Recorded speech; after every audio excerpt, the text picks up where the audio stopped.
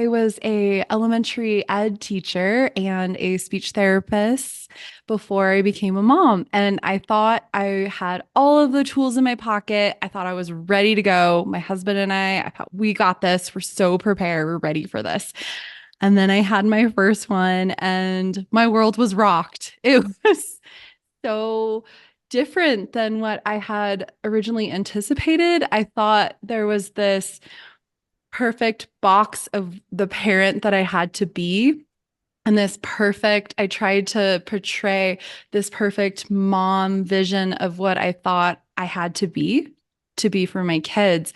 And I had read all these books and tried so hard to get on a sleep schedule, to nurse a certain way. I thought there was all these pieces that I had to do perfectly. Hi there, Soulful Mama. Welcome to the Soul Care Mom podcast. I'm Catherine Wild of soulcaremom.com. I'm a mom of 3 amazing kids, a soul care mom coach, and a yoga and meditation teacher. I've helped hundreds of women, and I'm here to help you feel calm and find your unshakable confidence as a mom. If you're ready to stop living in survival mode and you're ready to drop the mom guilt and overwhelm, this podcast is for you. Think of this as a lunch date with a girlfriend. Grab a cup of tea and get cozy. It's time to get honest and vulnerable and shift the traditional mindset around motherhood. Be sure to subscribe to be the first to know when new episodes are released. Get ready to grow and feel empowered as a mom. I'm here for you, Mama. Let's get started. Today, we are diving into the powerful world of mindful parenting with my special guest, Carrie Lingenfelter. Carrie is a former elementary educator, early childhood interventionist, speech therapist, and a mindful mom of 2 spirited, gifted, and highly sensitive children. If you are a parent looking for ways to raise conscious, emotionally aware kids, while nurturing your own inner peace and enjoying the journey, you are in for a treat. Carrie is passionate about helping families embrace mindful parenting, and today she'll be sharing her top mindful parenting tips to help you to nurture your children's emotional intelligence and support their growth into the best versions of themselves. Get ready for an insightful conversation filled with tips to inspire your parenting journey. Hi, Carrie. I am so happy you're here. I know you have so much wisdom to share with us around mindful parenting and your parenting journey, and I'm excited to dive into all of that. Would you start by just sharing a little bit about your background, your story, and how you came to do the beautiful work that you're doing? Yes, thanks so much, Catherine. I'm so excited to be here and connect with you today. And so I was a elementary ed teacher and a speech therapist before I became a mom. And I thought I had all of the tools in my pocket. I thought I was ready to go. My husband and I thought we got this. We're so prepared. We're ready for this. And then I had my first one and my world was rocked. It was so different than what I had originally anticipated. I thought there was this perfect box of the parent that I had to be.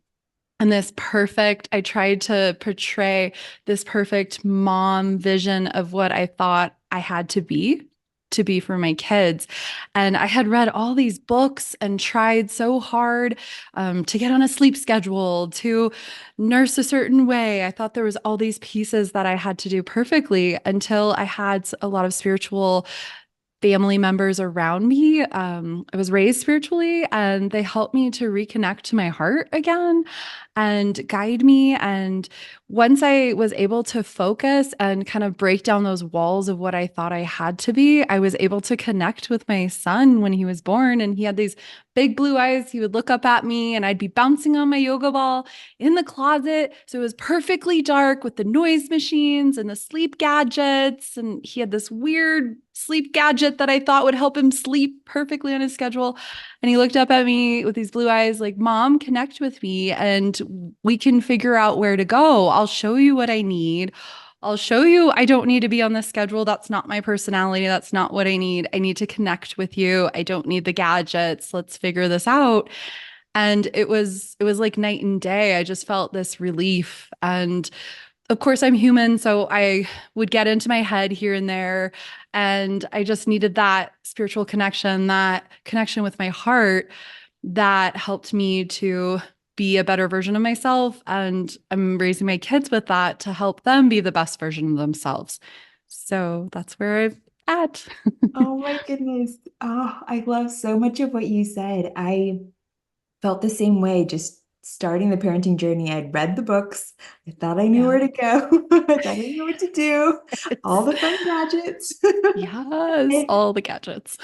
it was interesting. I feel like this is a little bit different now, but when I first had my when I had my first, the books were all about what to do, and not like you were saying, not how to connect, and not only that, not how to navigate and nourish your own emotional and spiritual life, right? Like, because that's such an important part of it. It's not just, it's a lot, right? Being a parent. Yeah. And if we have this image of like, okay, this is what we need to do and it will go perfectly and then I'll be a good mom.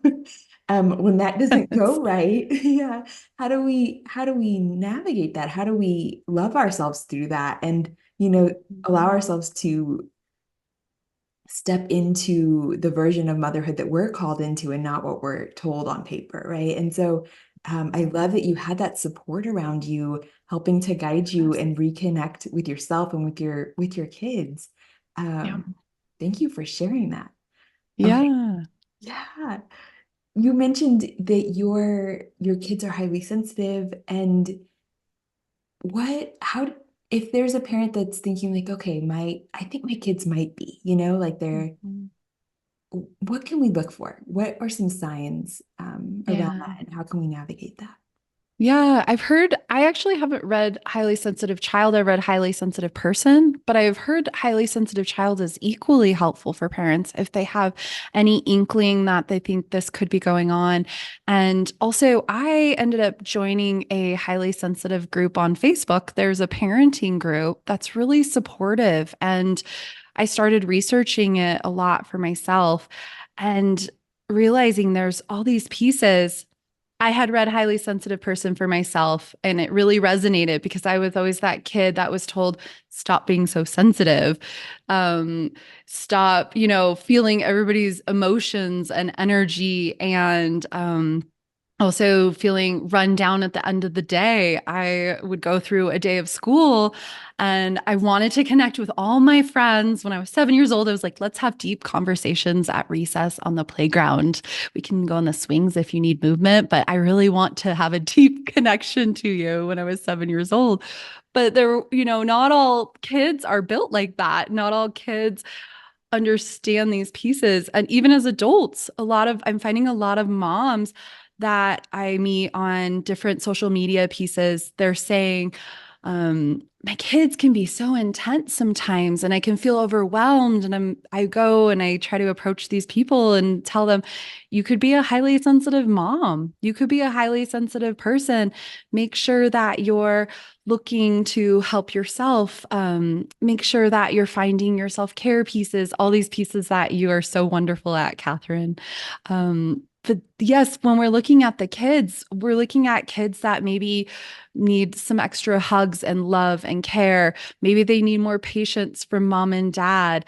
There's a lot of people that are talking about sticking with our kids when we're reading like the whole brain child and understanding that there can be sensory pieces that could be setting them off. We don't always see it as a behavioral fit, but maybe there's a sensory component of sticking with our kids, trying to find the root cause of what's going on for them. So, a lot of times we quickly want to jump to a diagnosis, but sometimes there's these pieces that we can help them at home with sensory tools. OTs are great for that. We have a lot in our life. And there's a lot online that have great ideas for sensory tools for helping our kids to calm down. But yes, looking for these pieces and having an open mind to having a highly sensitive kid, maybe being a highly sensitive person. Do you feel overwhelmed and anxious? Do you wish you could stop losing your temper with your kids and just have more fun as a mom? Do you crave finding more time to do the things you love without feeling guilty? I get it, Mama. I've been there. That's why I created the Vibrant Mom Life membership. Imagine what life would look like if you could finally get out of survival mode, consistently find time for yourself, and be the calm, present mom you've always wanted to be. This membership will help you step out of anxiety and overwhelm and help you find time for yourself without the guilt. Inside Vibrant Mom Life, you'll find monthly themes that will help you shift your mindset, get out of survival mode, and find time for the things you love, all while being the mom you want to be. Plus, you'll find guided meditations and yoga practices that will help you effortlessly infuse your days with self-care. And I know that some days are harder than others, so you'll even find a library of short and sweet guided affirmations so you can simply press play and reconnect with your inner calm in just minutes. Join Vibrant Mom Life today by going to soulcaremom.com/membership so you can stop running on empty and truly enjoy mom life. I can't wait to welcome you inside, Mama. Yeah, I love that you brought that up because I think these are kind of newish terms, right? Like navigating, Yeah. like understanding yourself really helps. And like you're saying, we don't necessarily need to jump to a diagnosis, but or a label, right? But it does help us to understand ourselves in a world that really is fast-paced and kind of overwhelming and noisy at times. And so knowing that about yourself or knowing that about your child, just simply understanding like, wow, okay, there's a lot the nervous system is trying to navigate here. How can I help to create an environment for myself or for my kids that helps to lessen that noise a little bit, right? It helps them to find a little more ease in life. Thank you Hmm. for sharing your journey with that. Yeah, it's been really wonderful. I've been taking some of my classes for speech therapy. We just continue to take our education, and it's been really empowering. I've also been learning a lot about neurodiversity, and it's changed even since when I was working or going to graduate school 12 years ago. A lot of our goals were focused on trying to make everybody look the same in a classroom. So when you would look at the classroom, everybody would be seated and look the same, and you couldn't see their personalities per se. That was where our goals were driven. But now we're looking at goals that are helping to find the strengths in the child, helping to support their needs in the child, and allowing them to be their unique character in class. And oh, my heart has just been so warmed by this whole piece. It's beautiful. Oh my goodness, I didn't know that. That makes my heart so happy too. I feel like we are all unique and that's I can see how that can be hard to do in a classroom setting with so many kids, but I love that Yeah. there's encouragement towards that now because what a beautiful way to nourish our kids and for our teachers too, right? To be able to slow down and see each child and have that space to do that. It's been a journey. I'm now having a lot of fun finding evidence-based research. I've been studying Dr. Lisa Miller. I believe her last name is Miller. I have to double check, but she has been doing research on spirituality in children, and I'm reading some research right now about how our kids are born with this connection to nature Mm. and this connection to us, of course, this exuberance for learning new things, asking big questions about what's going on in life. And they're spiritually driven and spiritually curious when they're born and as they're being raised as children. So it's been a big piece in my heart. I'm really excited to read all of this research. So it's been really cool. Oh my goodness, I love that. And I can definitely see that in my kids. You know, they're so connected Mhm. to nature, they're so curious. Yeah. Um, and it's always surprising, especially like when my youngest will ask these really deep, insightful questions, and I'm like, wow, where did that come from? And let's talk about it, you know? Um, Yeah. but yeah, there's each of my kids is drawn to different things in nature too, which is really interesting to see. But I Oh, love that Yeah, so one of them is very connected to animals, even like little bugs and things. Like she's so calm and like connected to them. And like I there, if there's like a little bug in the house, like this morning there was a ladybug, and so like she held it on her finger and just walked it out back outside. And then my other daughter is really connected to just plants and rocks and the earth. And she finds Oh, hearts everywhere, right? Like there's and leaves and rocks. cool. All yeah, it's and now I see them too, things that I never noticed before. I feel like that's our journey, right? We come in and we're really connected, to who we are and where we come from and the love that we are. And then the noise starts to set in a little bit and we get distracted. And I think it's a journey of coming home to ourselves. So I love that. Yes. And I love talking about these pieces of mindfulness that we talk about with our kids and being the example of being mindful of our own energy levels, teaching our kids the mind body connection, the things that we're using for ourselves that you use so often in your podcast. I love it. And it's really empowering for our kids because I was raised spiritually, but it wasn't like we didn't have all these mindful tools when I was growing up. It's really excelled in how much we are sharing and doing in our lives. So, can you imagine where our kids are going to go when they don't have these layers of protection around them, right? As we grow up, and if we're an empath or a highly sensitive person, there's a lot of similar labels with similar pieces for our kids that are born with these gifts that help them to really connect to themselves, help them to really connect to other kids. So I always think about where are they going to be when they're my age, when they're a parent, when they become a parent, or when they're looking at colleges or looking at what they want to do with their lives or their career? Where are they going to be? Maybe they'll say, I want to be happy when I'm grown up instead of I want to be an astronaut. Or maybe they'll think about those, they'll have that connection so they'll hear it a lot easier. Yeah, yeah, I think about that too. Like, what is it going to be like for them when they become parents if they decide to do that? That sort of thing. Like, Yeah. what will they be saying? Like, oh, we didn't have these tools. Like, what will they Yes, see? that's Right? Yeah. true. There will be a new set of tools, I'm sure, I bet there evolve. will be. Yeah. Yeah. Yeah, it's been really neat. I've really been working with my kids to honor the sensitivities. We don't try to use labels. I think a lot of people are trying not to use them, which is really cool. And I recently had a guest, Colby Wilkes, was really great.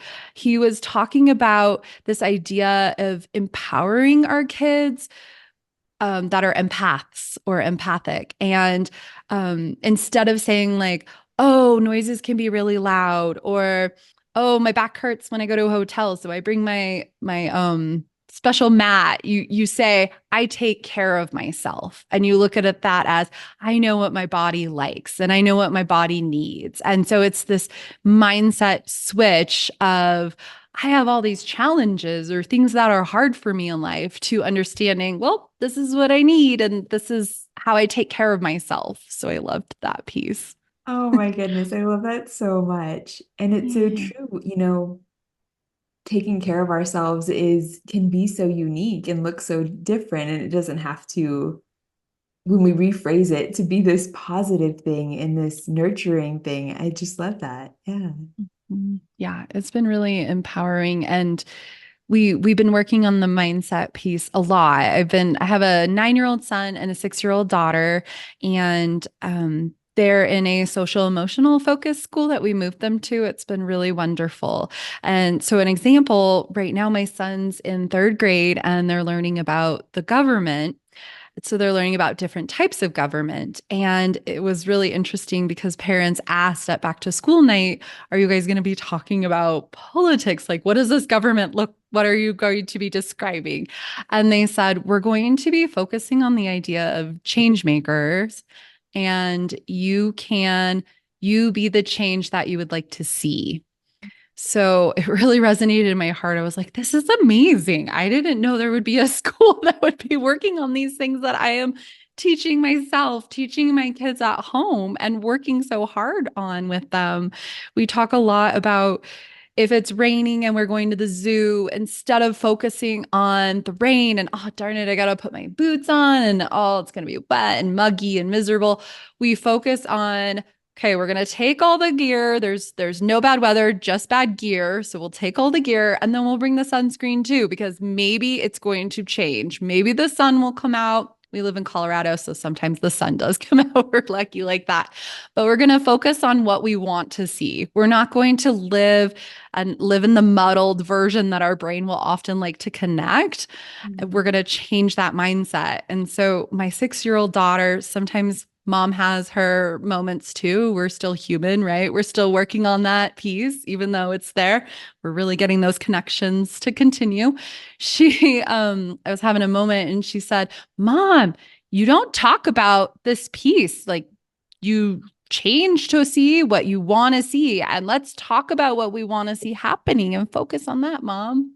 So it was cute. Oh, yes. Oh, I love that. And those are those moments where you're like, oh, yes, like what we're working on together is really sinking in, like that's like such a joyful moment as a parent. Okay, so you're talking about mindfulness and things. So what are some of the tools that you guys really lean on in your home? What has worked for you? Yes. So the mind shifting, we've been working on that a lot. And then in our house, we were looking for a bit of community with spirituality. So we found a spiritual center that we started going to with our kids.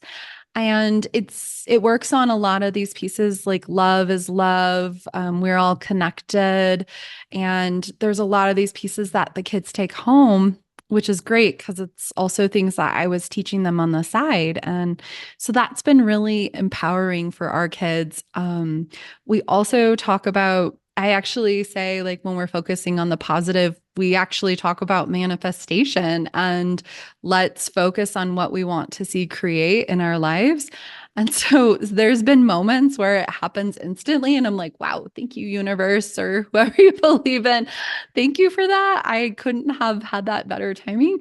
And my son's like, manifestation is real. And he goes around telling people, I can manifest it. I can hear my heart. I can use my intuition. And it's been really empowering. I love hearing my 9-year-old tell him, like, okay, we'll calm it down. We don't need to tell strangers, but we can talk about it with friends.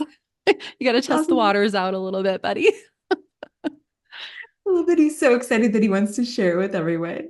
And what an empowering way to see the world and move through life, right? To know like I get to be part of creating the life that I want to live. Um, Yeah. Yeah. is so much more empowering than the other way around and thinking that it's just all happening to you, right? Like and that you have no control. Mm. And that's um so I love that you're nurturing your kids in that way and finding community is so beautiful because Yeah. we can't do this alone. It takes a village, they say, right? And it takes a village in Yeah. so many ways. And having support for us as parents and then having that community for our families and surrounding ourselves with that is so important. Um, Yeah. there's the quote about how is it the 5 people that you spend the most time with, right? Like that's the biggest influence in your life. And when we have Mm. social media and we have all of these things, like being really intentional about who it is we're surrounding ourselves with and what messages we're surrounding ourselves with, it changes the way we see the world and show up in the world. How beautiful that you're doing all of that with your family. Yeah. It's been really wonderful. And I love encouraging parents also if something doesn't sit right, if you're in a school, for instance, we were in a school and my son was not being challenged enough. He wasn't being supported in some areas. We didn't even know because he was reading at such a high level. We didn't know he was missing out on spelling. And there were pieces that his heart was really not in it. And he would say, I hate school. And as a former teacher, and I'm so passionate about good education that it was heartbreaking at times. I would come home crying after volunteering in his classroom, like, this is not the right setting. I kept asking my husband, do I homeschool him? Like, what do we do at this point? But I knew my son, I had homeschooled him during the pandemic, and I knew he seeked like being around kids. Like that was his. So I knew he had this need, and also he needed to socially and emotionally grow in that way. So we were really lucky we had this option come up. It came over to us, and it didn't just arrive one time. It was like 3 times that we kept hearing these things. So we're like, one day I went in and I was volunteering in my son's class, and he grabbed my arm and he said, "Mom, change my schools. I can't be here." And I was like, "Okay, that's the last sign. I'm ready. Let's make a change." And just having that courage as our parents, right? We are there, we are doing the best we can for them, but sometimes knowing when we need to make a change, having that courage. Yes, he's leaving some of his friendships.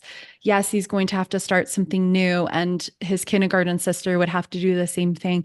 Knowing in our hearts, like our kids are resilient, and although this transition may be hard, it's in the best light for them. So both of our kids went, especially our son who was in 3rd grade now, went from "I hate school" to "Mom, I didn't know I could love school." So I encourage parents to, hear your hearts, hear their hearts, and even though they're 9 and 6 years old, listen to what they're saying and try to make those accommodations. Sometimes we can't find this magical place school that we end up with, but like you're doing with the homeschool, it's so amazing when we connect with our kids and follow what's the best version for them. I love that you said that you heard it 3 times. Like it came to you again and again. And I think there's so many things like that in life that maybe we miss those signals sometimes. But for us, Mhm. it was homeschooling. We like it wasn't on my radar, like we were just gonna go to preschool and to traditional school um and I just started meeting people. Like first it was a mommy and me music class where my youngest and I went, Mm. and the lady, the teacher had been homeschooled. And I got to meet, I got to talk with her, I got to talk with her mother. And I was like, this is interesting. Like I need to know more, and then we met somebody else and we met somebody else. And just it sparked that curiosity and it just kept coming, right? Like it kept like Mhm. whispering in my ear. And so we decided to try it and we loved it. Of course, there's, days that are harder than others. But like you're saying, it gives following your heart and following your children's heart helps to give you, that path forward. And it really, it's one of those, like you were saying, you were looking into your son's eyes when he was a baby, just it creates that connection piece for us, like connecting with ourselves and not doing things just because, we're told this is the only way, because there's almost always more than one way, if we allow ourselves to explore that. It's so cool. Yeah. Thank you for sharing your story and your journey with that. Oh yeah, it's been almost also empowering too to find your parent voice, right? Like understanding that you're hearing the right thing and then finding that voice to make that change. I was always a people pleaser and trying to make everybody happy and calm in my house when I was a kid. I was like a 40-year-old in a tiny person body. But Old so, school. Yeah. yeah, so it's wonderful when we can find that voice and maybe heal a little bit of that inner child piece as well, right? I love that. Okay, so if there's a mom listening and she's feeling a little bit overwhelmed, she wants to bring in more mindfulness, or she's just new to the idea, where would you tell her to start, please? So I think one place that really has helped me is the meditation realm, right? And I know it sounds cliche for us because I feel like meditation is so pushed everywhere, but it can be walking meditation too. It can, if you're feeling stuck in something, and when I was trying to figure out in the schools, I was like so stuck. Like, what do we do? Oh, we're gonna miss friends and we're gonna leave the community we've built, and this is gonna be different. And so walking and just clearing your mind is such a powerful tool. That's when we are open to receiving these signs, right? Those signs could be there the whole time, but if I'm in my mind, like, oh my God, there's so many choices I have to make, and I'm trying to choose, and what if I do the wrong thing? I'm like, this is my child's life.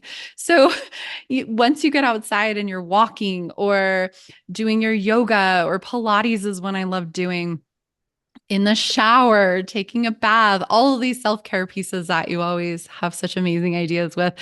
That's when we can really hear our hearts. That's when we can really connect. And that's when we can also start to see those signs, is calming ourselves down, connecting with ourselves. And, when you were talking about self-care, it's really that having that intention for real self-care.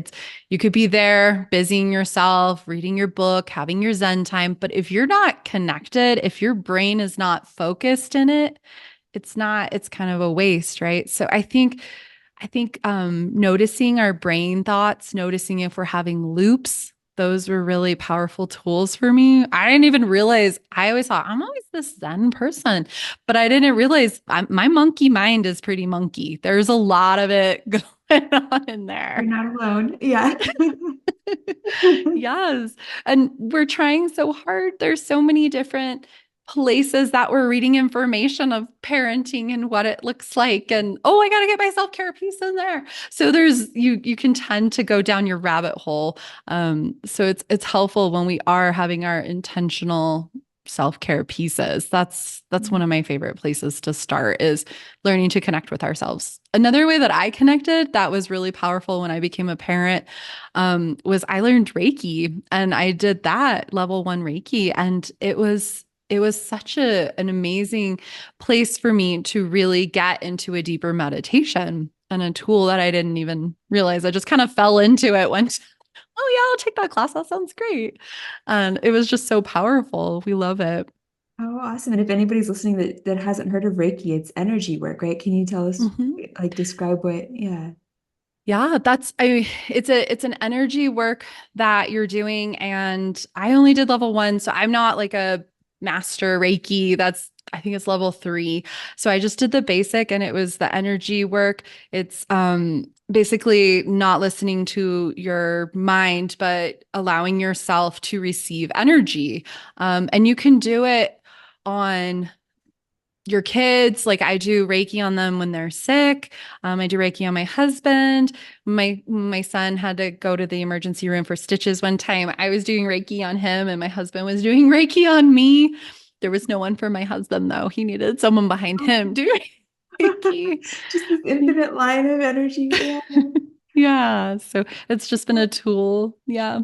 We love it. Oh, There's that's so many cool. tools now. It's been amazing. I also do qigong. It's I think it's Q-U-I-G-O-N-G, and it's another form of movement of energy work. It's a great self-care one for moms. Sometimes there's Reiki groups. I go to a group where we do some energy movement, and it's very similar to Tai Chi. Before we wrap up, I'd like to ask a quick favor. This is an independent podcast. It's produced, recorded, and marketed by me, so I would love your help. Please share this podcast with your friends. Post about it on social media. Tell your girlfriends over lunch. Share about it with the moms at the park or at your next PTA meeting or homeschool co-op meetup. And please take a moment to subscribe and to leave a 5-star review wherever you're listening. It will help more moms find and benefit from this work, and it will make my heart so happy.